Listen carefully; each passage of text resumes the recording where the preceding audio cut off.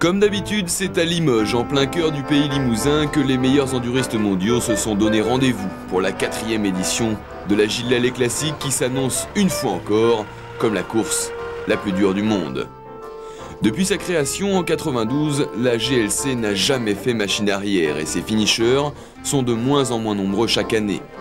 22 en 92, 15 en 93, 9 l'année dernière, on ne sait pas ce que leur réserve l'enfer du Limousin pour cette 4e édition. Les stars, elles sont évidemment toutes là, de Johnson à Edmondson, en passant par une impressionnante armée suédoise, ainsi que quelques pointures internationales comme Nicoli, Edendal, Alfie Cox ou Von Zitzewitz, et puis tous les Français, plus motivés que jamais. J'arrive à la Gilles Lallet motivé, mais bon, peut-être que l'enfer du Limousin va peut-être me calmer rapidement. Mais en tout cas, bon, on a fait des tests de machine, tout marche très bien, j'ai fait quelques reconnaissances, donc bon, tout est a priori en place, mais peut-être qu'on va être vite calmé, je ne sais pas du tout comment ça va se passer. Quels sont vos adversaires principaux pour cette... C'est le ski roll. Vous ne le connaissez pas, mais je pense que à une certaine époque, il n'était pas si fort que ça, mais maintenant il commence à être pas mauvais. Bon, vous êtes bien gentil. Il y a des mauvaises langues qui critiquent toujours, que c'est un coup de chance ou quoi que ce soit. Mais bon, c'est difficile d'avoir un coup de chance sur la Gilles Lallet. Je pense que l'épreuve, c'est une preuve à longue haleine et il faut être en forme pour gagner. Bon, l'année dernière, j'ai gagné, j'étais en forme. J'ai refait exactement le même entraînement et j'arrive dans les mêmes conditions. Pas de secret de préparation? Non, pas de secret. J'ai rien fait cet hiver. Jusqu'à 11 h vendredi soir, les contrôles techniques vont accueillir les 230 engagés de cette 4e édition. Ambiance bon enfant, même si la tension est d'un seul coup montée d'un cran. On peaufine, on vérifie sans cesse les mêmes choses, assurément, on est déjà dans la course.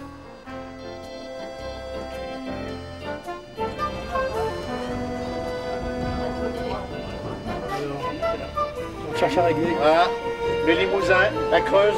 Ils vont en parler, puis on attend. Ouais. Allez, on mange. On peut y aller là? Allez, C'est prêt? c'est tout prêt. Ah, je vous suis alors. C'est tout prêt, on est déjà là. Oh, ah, bah, il y a Néné. Bon appétit alors. Merci. Poulet à la crème, tomates farcies, avec du riz et des pâtes.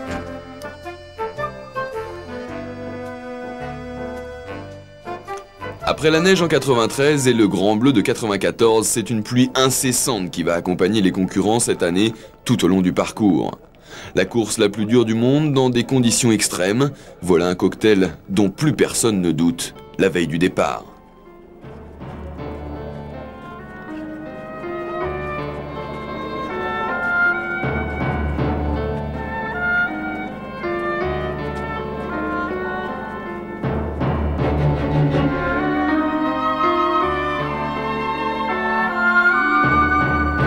« 6h30 samedi matin, les top inter tentent de se projeter dans un futur proche, mais les visages sont tendus au départ de Limoges. Même si tous ont suivi un entraînement particulier depuis plusieurs mois pour cette épreuve, même si tout le monde est au top de sa condition, à la Gilles Lallet Classique plus que n'importe où ailleurs, tout se joue sur une seule journée de course et les meilleurs enduristes savent mieux que quiconque que l'erreur n'est pas permise. «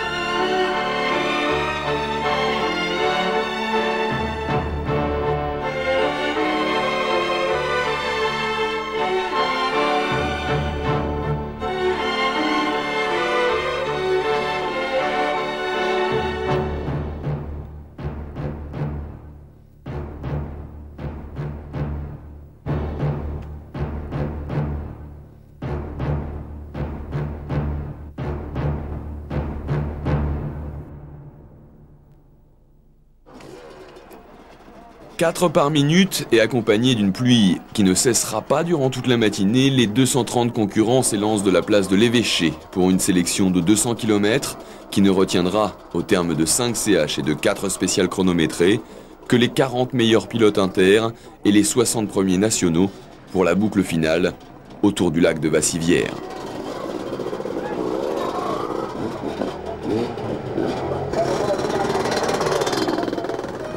Allez, Jacquet!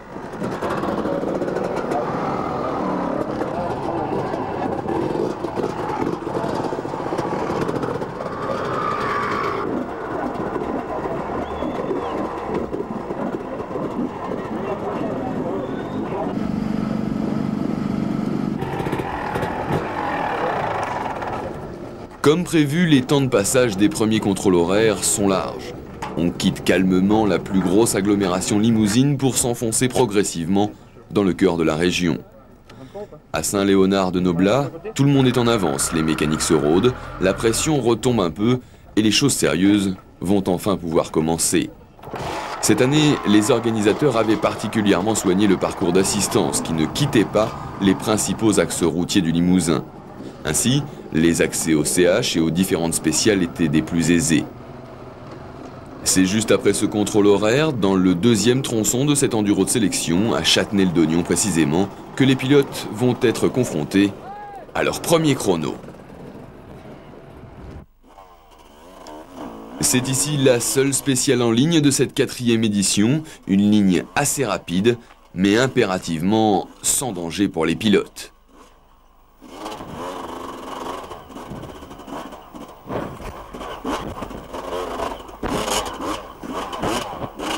Dans cette première spéciale, c'est Christian Boulet qui va signer le meilleur temps, aux alentours de 4 minutes 15, devant l'inépuisable Sven-Erik Johnson. Esquirol, lui, joue placé alors que Peter Hansel tombe dès les premiers virages, s'ouvre la main droite sur une pierre, mais continue. Cette course compte énormément pour lui, c'est même une de ses priorités. Et cette année, il vise le podium malgré le pari un peu fou qu'il a lancé, terminer la GLC et faire le Touquet dans la foulée.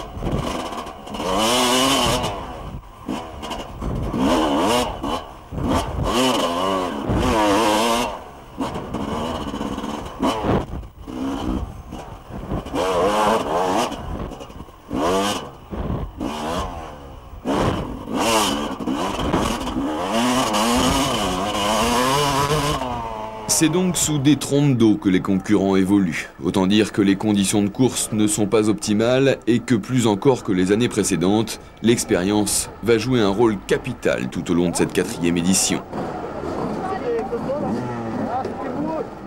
J'étais déjà cassé l'année passée à ce moment-là. Ouais, c'est déjà très sélectif. Il y a une grande descente à un moment où il y avait des problèmes. Il y a déjà un moulard où c'est déjà délicat. Et puis de partout, à part sur les morceaux de route, tout le reste c'est hyper technique et vraiment hyper gras. C'était bien. Enfin, ça roulait, ça glisse à fond, mais il n'y a rien de dur, donc pour l'instant c'est bon. C'est impeccable, c'est le temps idéal, on va se faire plaisir. Le terrain c'est une vraie éponge, qu'il pleuve ou qu'il pleuve pas, donc c'est tout bon. Et la spéciale de Bourganeuf, là ça va être dur je pense. Allez les enfants, à tout à l'heure. Salut. Ouais. Le dernier qui va passer, il va être mort.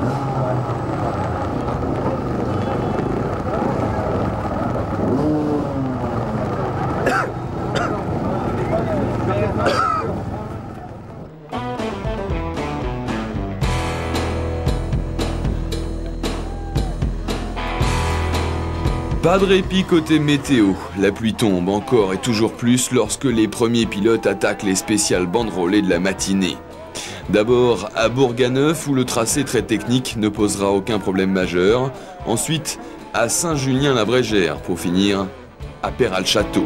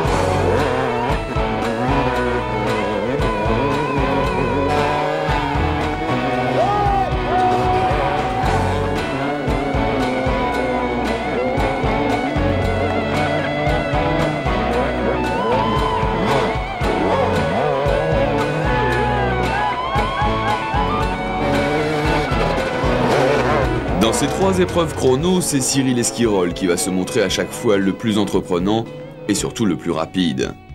À la fin de cet enduro de sélection, déjà copieux, il signe le scratch devant Paul Edmondson qui étrenne sa 250 gaz-gaz, Stéphane Peter Hansel, Sven-Erik Johnson, David Frétinier et Eric Bernard. La hiérarchie mondiale est à peu près respectée, celle de la GLC l'est en tout cas pour le moment.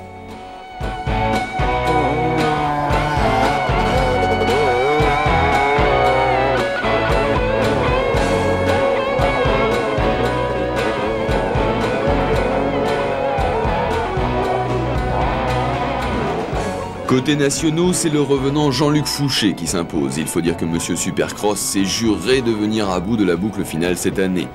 Il ne pense même plus qu'à ça depuis des mois. Le résultat est là, la Fouche est visiblement très motivée.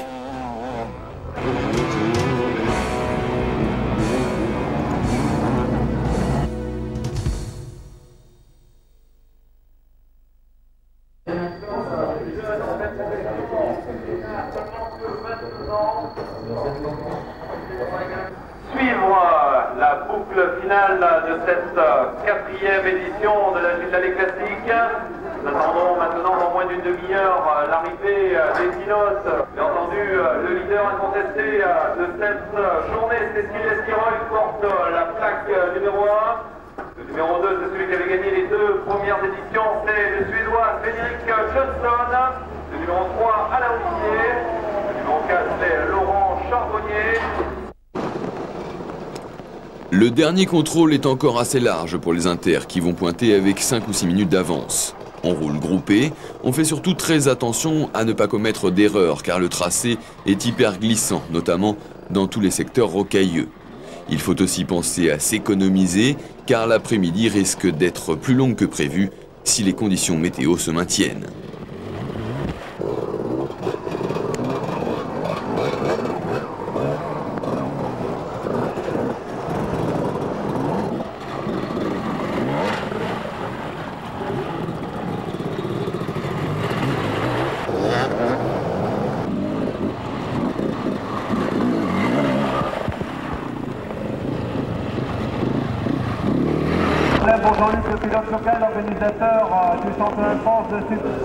La pluie s'est enfin arrêtée lorsque les premiers concurrents rejoignent la place de Péral-Château, mais les traces laissées par cette matinée vont peser lourd. Là, on pointe à son heure et on dispose ensuite de 15 minutes de mécanique pour remettre les motos sélectionnées en condition pour la boucle finale. On a le droit de pointer en arrivant ou quoi? Ou faut attendre son heure? Non, il faut attendre qu'on me dise du numéro 2, parce que tous les mecs qui passent ça, je fais passer comme une flèche. Les cartons comme les hommes sont trempés, mais les résultats tomberont à l'heure. T'as 15 minutes,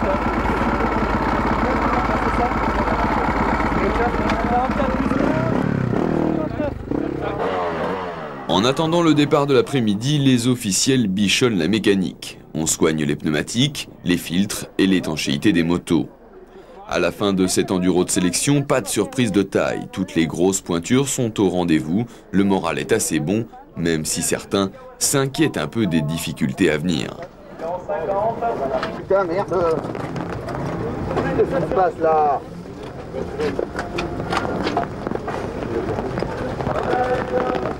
You're 5 minutes of that, check? Yeah, 5 minutes and... Well for this guy. 3 minutes of the last one.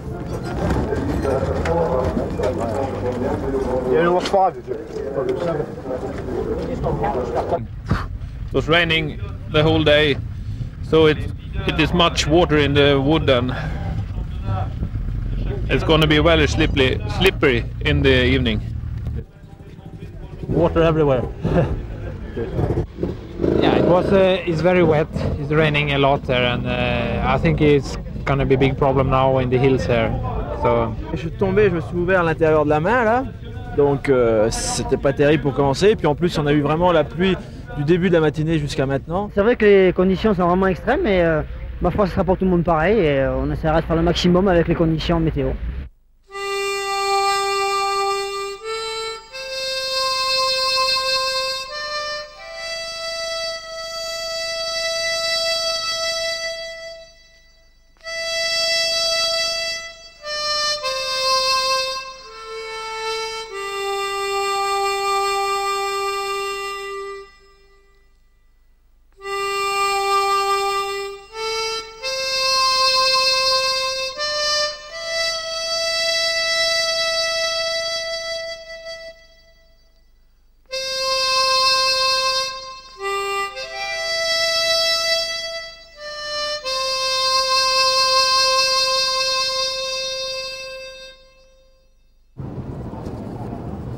Vers 14h45, le public quitte la place de Péra pour se rendre au départ de l'après-midi où les pilotes sont placés derrière 4 grilles de 25 en fonction de leur classement du matin.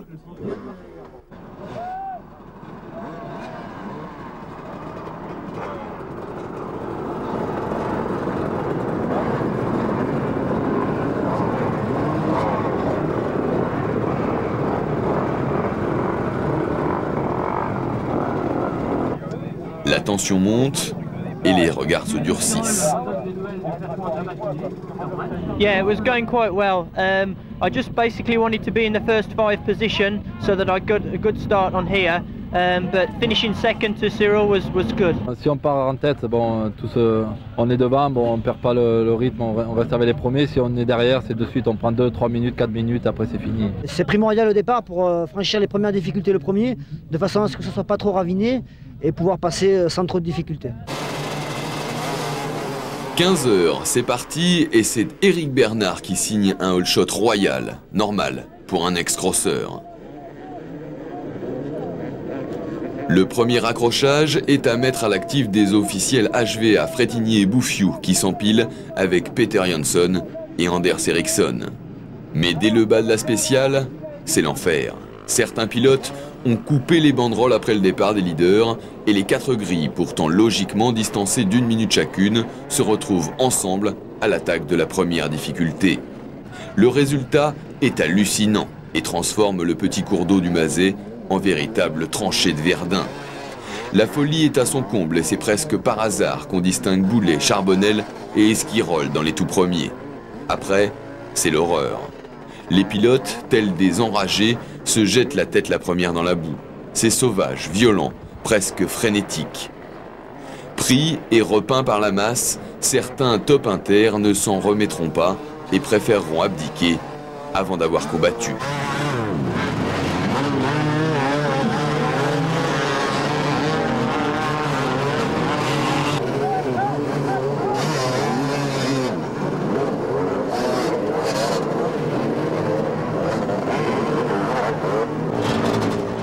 Paul Edmondson, transformé en statue de boue, ne sortira pas indemne lui non plus.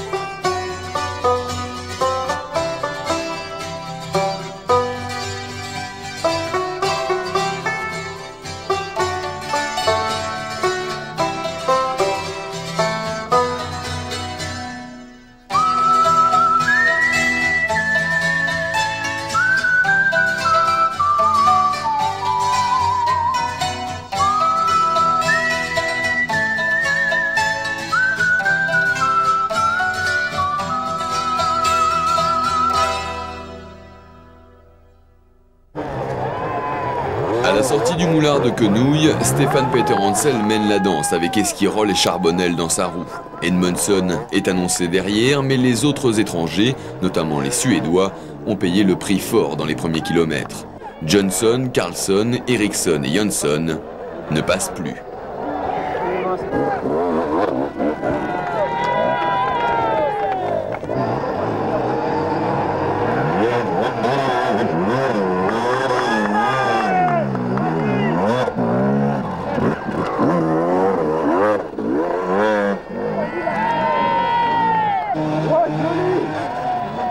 Et c'est finalement Frédéric Delettre, Paul Edmondson et David Frétinier qui prennent la chasse à leur compte derrière la triplette française.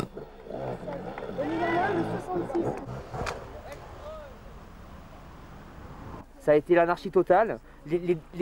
Les autres vagues, je sais pas les écarts qu'il y a entre les vagues, mais 2 minutes. Devant. Voilà, les derniers se sont retrouvés avec Peter, avec Esquirol, il y avait les premières motos, une anarchie totale.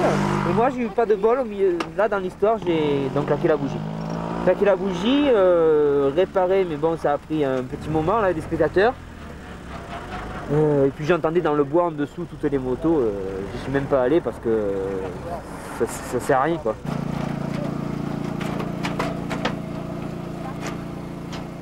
I was crashing with one rider. He hit me in the side and I hit my head in something. So I was out for some minutes. It was too dirty and nobody following the line. So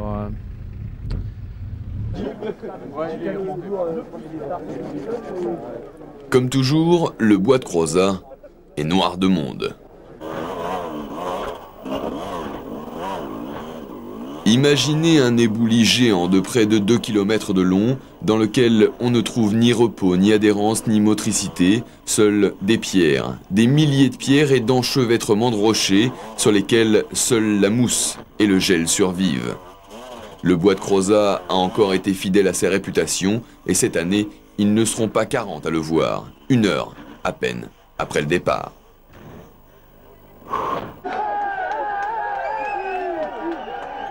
Fidèle à son plan de marche, Esquirol est en tête lorsqu'il rentre dans le bois de Crozat. L'année dernière, il était déjà à la poursuite de Johnson au même endroit, mais aujourd'hui, c'est lui qui impose son rythme. Derrière, on retrouve un Peter qui semble déjà assez marqué physiquement par cette première heure de moto. Mais il est là.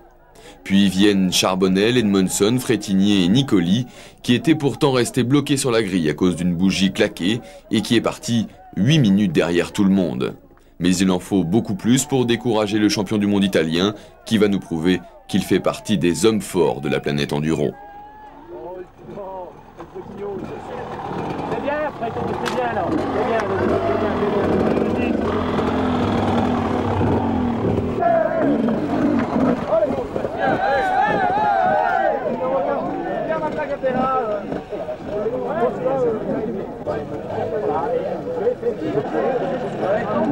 Ouais, papa, 4 sur 4. Ça fait beaucoup de bruit.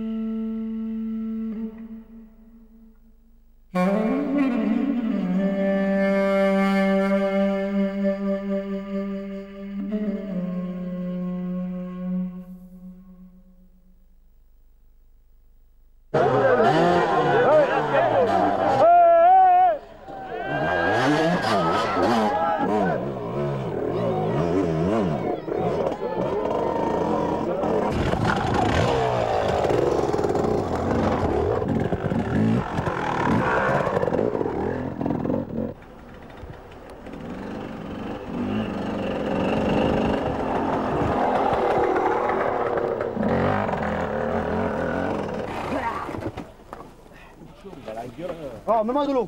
De l'eau. De l'eau. Non, de l'eau dans le radiateur. Donne-moi à boire. Ça va? Mets de l'eau dans le radiateur. Ouais, ça va. T'es bien. Des gants. Des gants. Merde. Tu veux que je les mette? De pas grave. Hein. Tout le monde le on s'en fout. C'est bon. C'est bon. De mots, juste tout va bien pour l'instant? Tout va bien. Je sais pas s'il a bien envie, il est en train de se préparer.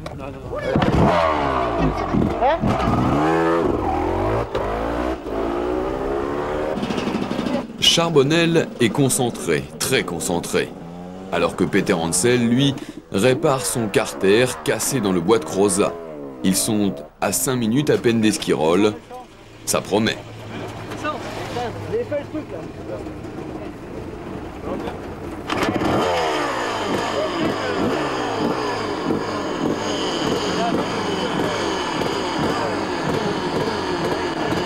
Non, c'est rien, c'est parce que ça fait du temps, ça fait la lumière.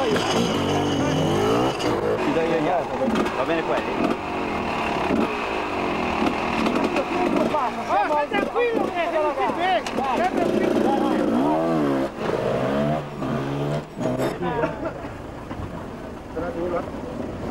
Si ma mère me voyait, peut-être qu'elle me verra.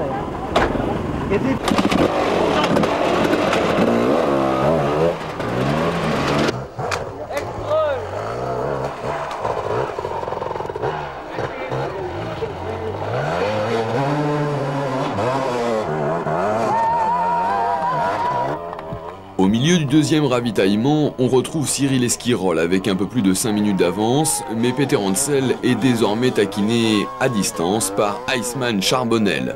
On sent le Lozérien très en forme et assurément mieux préparé physiquement que l'officiel Yamaha qui a passé son mois de février sur les plateaux de télé suite à sa victoire au Dakar. En haut de cette montée assez chère dans les sapins, les deux hommes sont quasiment déjà roue dans roue.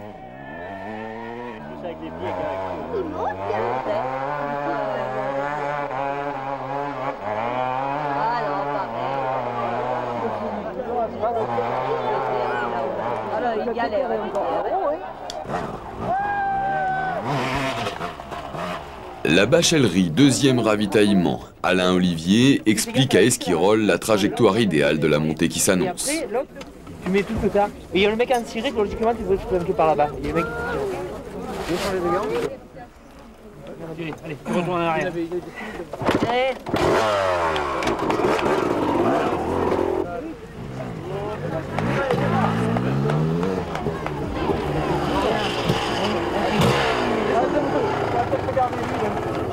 Il a essayé celle de gauche, il a raté. Donc il est redescendu là. Va direct en face. Les mecs ils vont t'aider là. Ils vont t'aider. Donc tu te laisses faire. Tu montes là, entre l'arbre, là il y a Alain. Tu vas direct en face et après ils vont te monter là.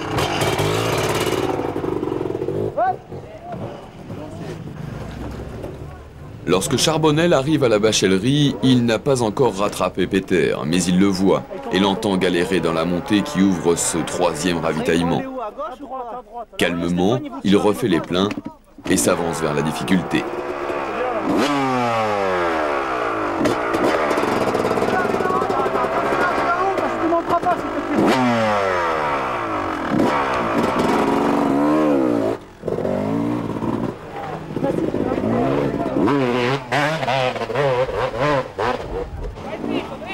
Nicoli est revenu dans les 5 lorsqu'il termine son deuxième ravitaillement. Secondé et suivi quasiment mètre par mètre par Fabrizio Azzalin, son team manager, le bergamasque grimace, mais serre les dents. Il sait, pour avoir terminé la seconde édition de la GLC, que le plus dur reste à venir, lorsque la nuit aura pris possession de l'enfer vert du Limousin. Avant ça, il faut avancer, quoi qu'il arrive, le plus vite possible.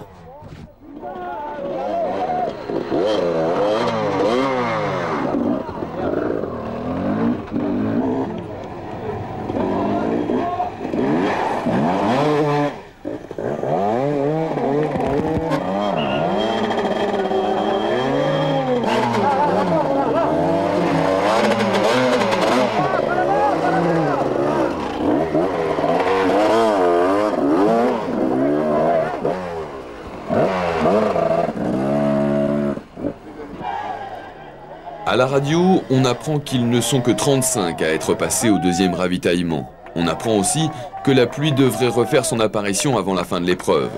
Les premiers, eux, viennent d'attaquer le ravitaillement 3, le gros morceau de cette 4e GLC qui va les emmener à Faux-la-Montagne. Une succession constante de difficultés, un véritable chemin de croix si le moral vous lâche. 30 km de parcours, pas moins de 26 grimpettes, quelques pierriers et 2 ou 3 moulards pour compliquer l'affaire. Un must comme on dit. On retrouve Esquirol dans une copie conforme de la côte du Corbeau-Mort. L'éclairage est déjà monté, la nuit commence à tomber. Il leur reste quand même au bas mot encore 3 heures de moto avant de voir la fameuse grimpette des finishers.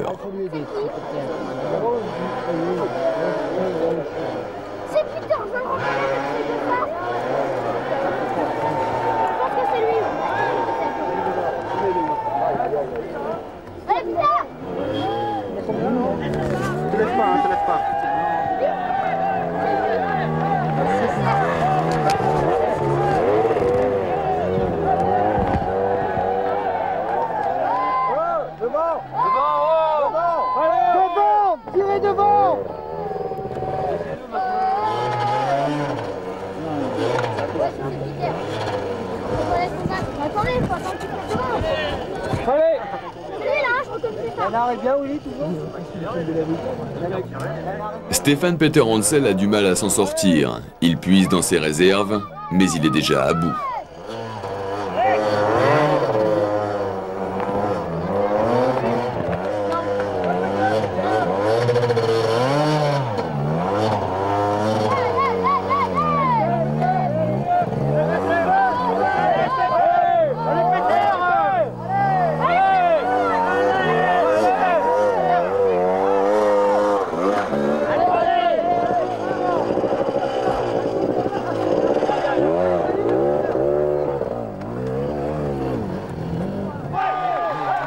Laurent Charbonnel est littéralement survolté lorsqu'il attaque la même difficulté. Esquirol et Peter se sont fait tirer quasiment du début à la fin, lui va grimper seul, avec sa hargne, sa rage et sa volonté. Un grand moment accueilli par un tonnerre d'applaudissements. En le voyant si facile et si déterminé, on se dit alors que rien n'est encore fait, que ce gars-là peut aller les rechercher.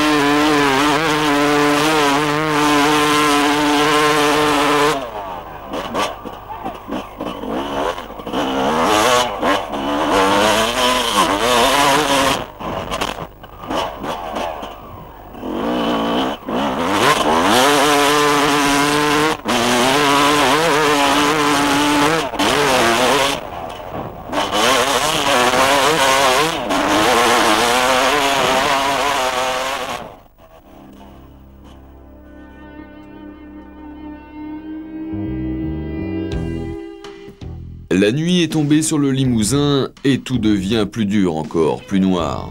Les muscles se raidissent, les ultimes forces disparaissent, le moindre raidillon se transforme en montée impossible, tout paraît insurmontable et quasi inhumain.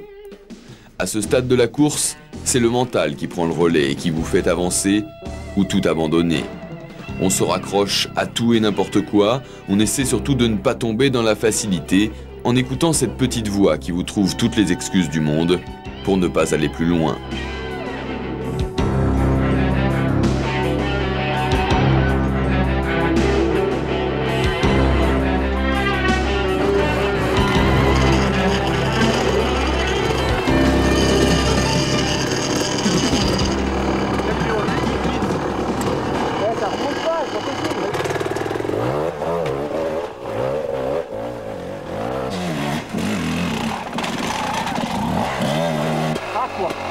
De l'eau,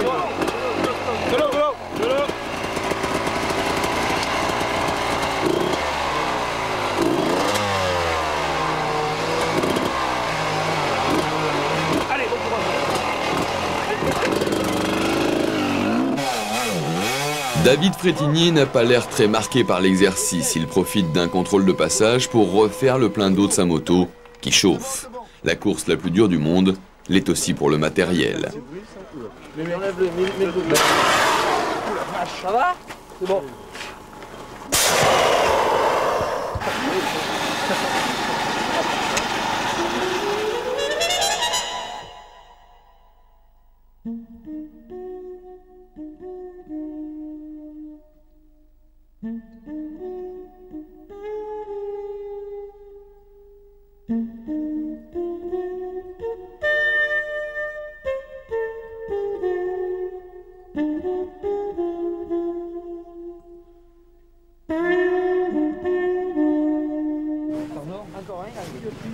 Deux contrôles.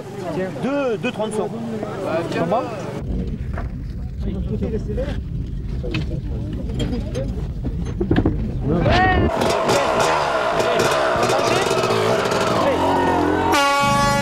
Stéphane, comment ça se passe?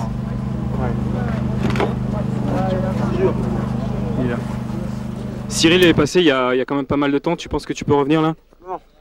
Eh, c'est bon, j'y vais là, s'il y a le plein. Hein. J'ai faim au bébé pour les tendre. Oui. C'est bon? Ouais, c'est bon. Allez, pardon. Stop.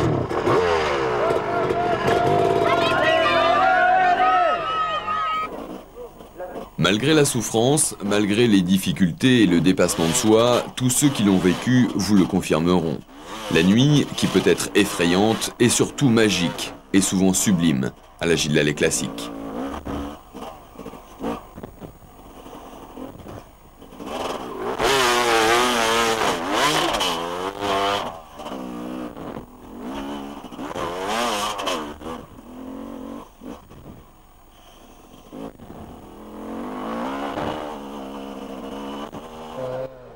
Après le 4e ravitaillement, ils ne sont plus que 4 à lutter pour finir. Esquirol, Charbonnel, Peter Hansel, Nicoli, au milieu de milliers de fans qui vont braver les intempéries jusqu'au bout pour seconder et porter leur héros sur l'autel du Corbeau Mort.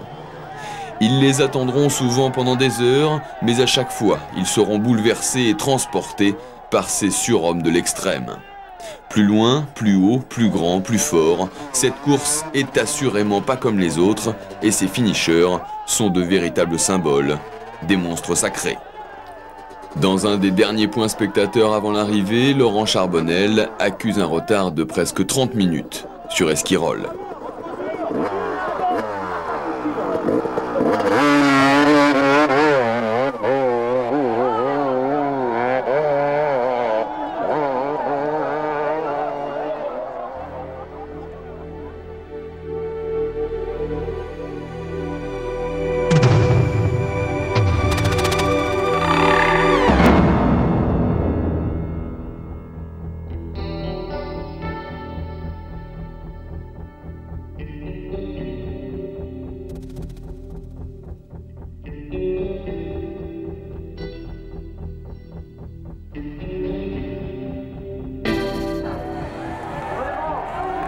Pour la seconde année consécutive, Cyril Esquirol arrive en tête en bas du Corbeau Mort, mais cette fois, il ne pourra pas monter seul. Cela fait plus de 7h30 qu'il est reparti de Peyralchâteau, 7 heures qu'il imprime son rythme à une course mythique qui le lui rend bien. Et il est fêté, Esquirol, comme un dieu, comme une star. On le tire, on le touche, on le pousse, on le porte centimètre par centimètre jusqu'à cette ligne d'arrivée. On en profite autant que lui, on communie dans cette ultime difficulté infranchissable qui fait durer le plaisir. C'est toujours magique, c'est l'arrivée de la Gilles Lallet classique.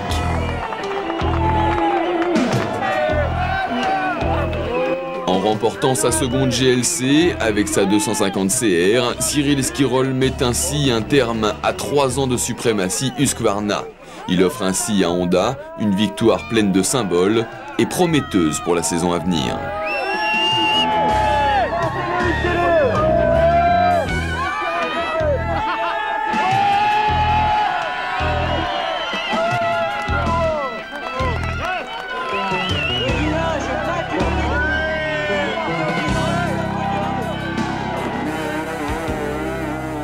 30 minutes après la Honda, c'est la Kawasaki de Laurent Charbonnel qui se présente dans un corbeau mort complètement détrempé. Fidèle à sa réputation, l'officiel Kawa ne relâchera son effort qu'une fois la ligne passée. Cette année, c'était vraiment du super Charbonnel. Il faudra à coup sûr compter avec lui pour la victoire l'année prochaine.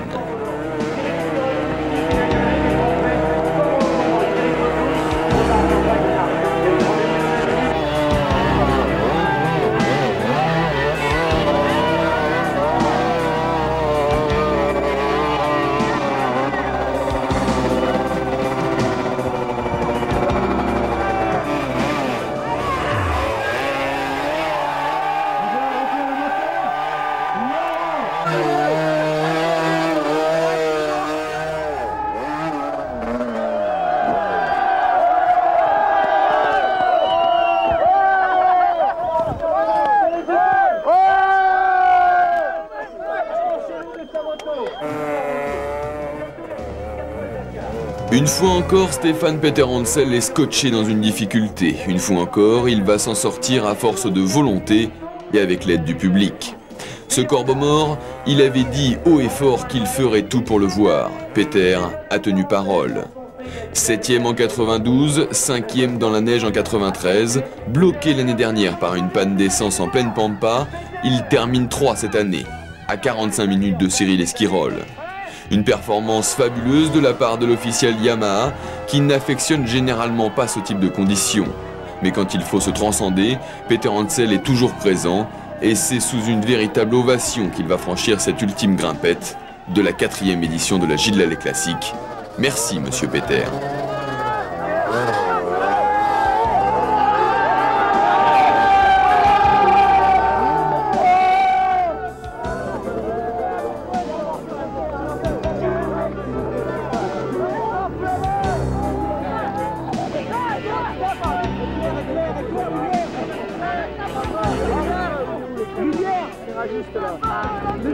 Encore une fois difficile à cause des conditions météo, à cause de la difficulté du parcours qui a été un petit peu accentuée je crois. Et bon, ça a fait une épreuve encore difficile et je pense une des plus dures des 4 années. Techniquement et physiquement, celle-là est plus belle que l'autre, que celle de l'année dernière.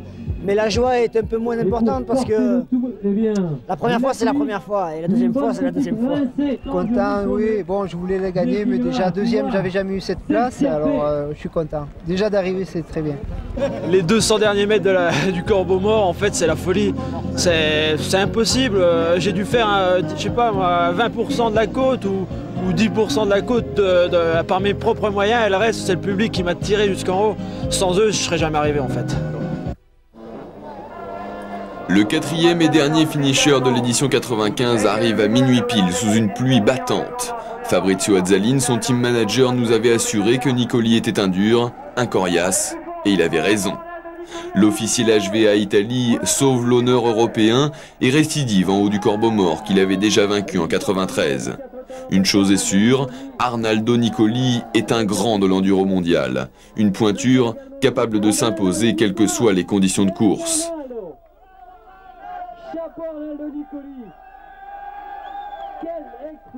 Sì, è molto difficile oggi, perché ogni salita, piccola salita, c'erano dei problemi e poi alla fine non c'era più neanche nessuno che mi dava una mano.